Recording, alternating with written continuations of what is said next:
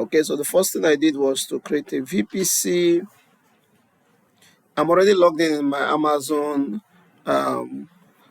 console. That's my AWS console, Amazon Web Service console. So I created a VPC, and this is the VPC here.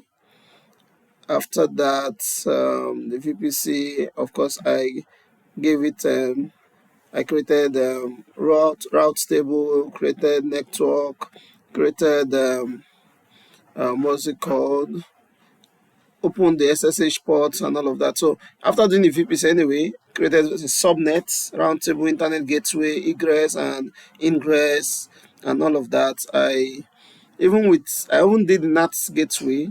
Then I went to create EC3, that is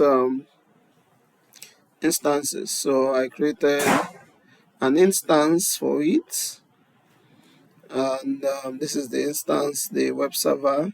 You can see that it is running. I created this on Ubuntu. Yeah, I created it on Ubuntu, and of course there's public IP and private IP. I downloaded the private IP key so that I can use it on MobaXterm. So after downloading, I bought a domain name from Namecheap. Bought a domain name from Namecheap.com, which I'm sure you should know already. I used this other browser for the Namecheap. Okay, so if I go to domain list, you see the domain here. This is what I bought. After purchasing it, I went to manage and I went to advanced DNS because I want to point it to my web server I created in the AWS. So here, this is my public IP address from AWS. I added an A record to it and a www record, another A record, but this time www.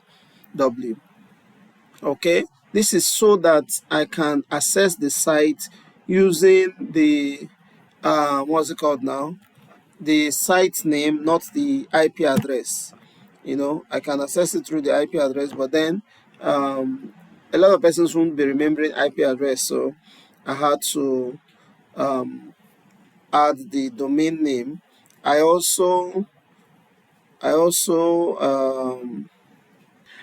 okay, I know you saw a hand touching me. Well, it is what it is. My my one baby just had to give me some ginger. All right, back to what we're doing. So I had to do that, and I had to go to my MobaXterm. So I opened MobaXterm and I installed Nginx web server. The first thing I did was to update MobaXterm anyway. Then I connected to the server Ubuntu, updated it, upgraded all I needed to upgrade, installed Nginx, deleted the default file from Nginx, and then I already had my web files downloaded somewhere. I used the template actually because it's a practice. I used a template downloaded, this template lifestyle. So I downloaded it and did some editing here, just did all the editing I needed to do, and I uploaded the zip file into the home directory. But then before that, I had to create a home directory and I called it web content. I did that, and I had to extract it and upload it to the server Nginx via Ubuntu. And after that, I had to go get SSL because it wasn't secured. So I got that from I think Certbot, that's under Let's Encrypt Certbot, and I actually did the running with Nginx also. So it was still done with Nginx and under Linux. Okay, so After doing that, this is what we have. Let me go here. Yes, so this is what we have. This was how I was able to deploy this site to AWS, and as you can see, it's secured. I know you'll say, why don't I just buy hosting? Remember, I'm a cloud engineer. As a cloud engineer, you need to know how to do these things from the cloud, because it's more stable that way. Hosting may not be the best fit for some applications that you want to host. So I did this from scratch down to what we have.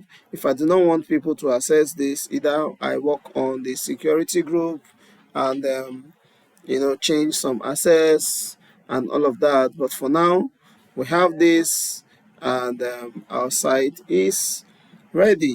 It's a lifestyle blog. Okay, thank you very much for now. If you have any questions, please you can ask. I'll be very happy to answer and guide you if it's within my reach. Bye for now. I wish you all the best in your cloud computing and DevOps journey. Bye for now.